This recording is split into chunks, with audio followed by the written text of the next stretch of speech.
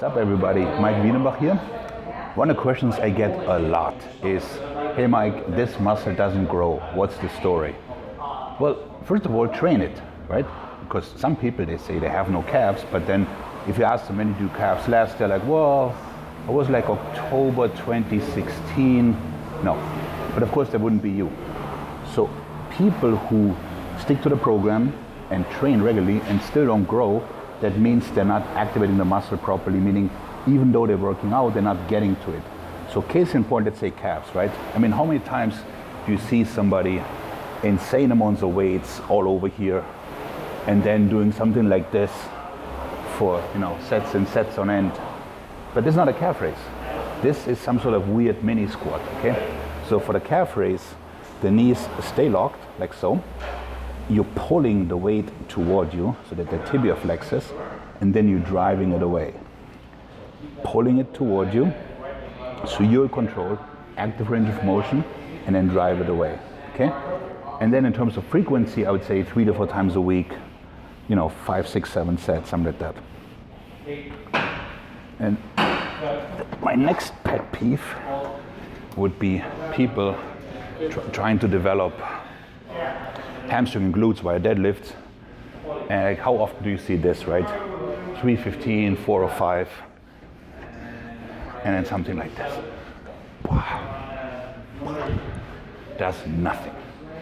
It will do absolutely zero. So let's say your goal is hamstring development, okay? What you want to do is push the glutes back, pull the toes up, go until about you come over the feet and drive back up. Push back, just pull from here. Keep it controlled, and your active range of motion is whatever you can control. And then the human teeter-totter. By the way, I introduce the oldest lat pull down on the planet. Plate loaded. So very often this happens, okay? That is basically a heavy bicep curl, nothing else. So the body doesn't get bodybuilding, okay? Meaning it just wants to move the weight. So whatever muscle you're using first, that's what it's gonna use.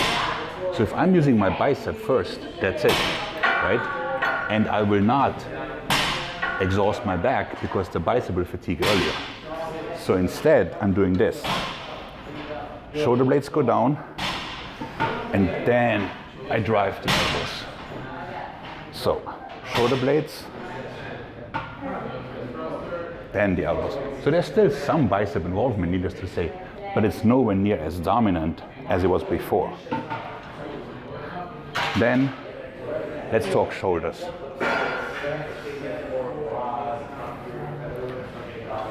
So 11 out of 10 times when I see somebody grabbing hundreds for a shoulder press, I'm like, ain't gonna happen, honey, ain't gonna happen.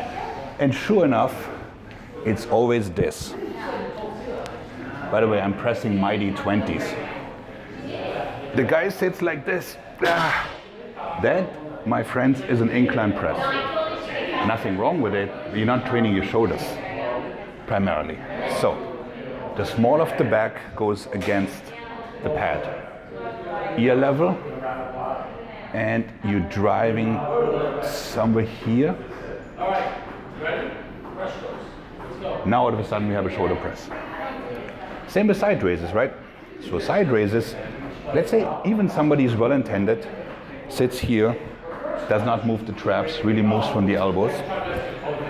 As you can see, by sitting up so tall, what I'm really using are my front delts. Now, if I lean forward just like so, now all of a sudden, my medial delt can work.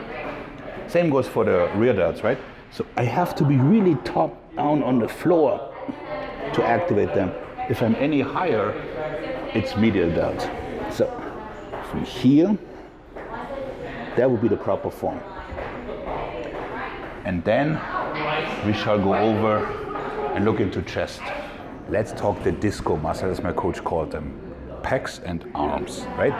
So people that have an underdeveloped chest, they usually look like this.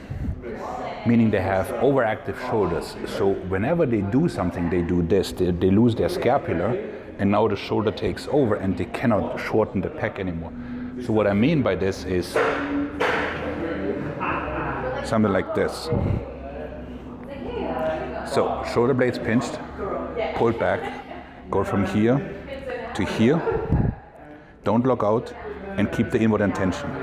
So you gotta remember, the pecs, they do this, right? So just doing this is not gonna grow them. So you must keep the scapula back. That also goes for the most important muscle ever, the biceps. So pretty much every muscle magazine you pick up, you see this, But that's not how it works. The arm connects to the lats. It cannot lose the lats. This way your scapula is down. Here's the origin, there's the insertion, and you drive them together, okay? So, thumb goes under. You create tension just here. Now you get gains. And for triceps, I mean, how often do you see some guy like jackhammering it down? Again, that's somewhat of the shoulder, but it does nothing. So, instead, ideally, you kneel to get more stability, drive the elbows into the body, connect with the lats, and just squeeze out from here. The moment you lose the lats, you're off. Now the tension is gone. So, in closing, nobody is doomed or condemned to not being able to grow certain muscles. Yes, it might be harder because of whatever, nervous infringements you might have going on there. However, the reason a muscle doesn't grow is not some God-given judgment upon you. It's simply that you're not activating it. And you have to find ways to do so. And before you know it, you're gonna look fabulous. Maik out.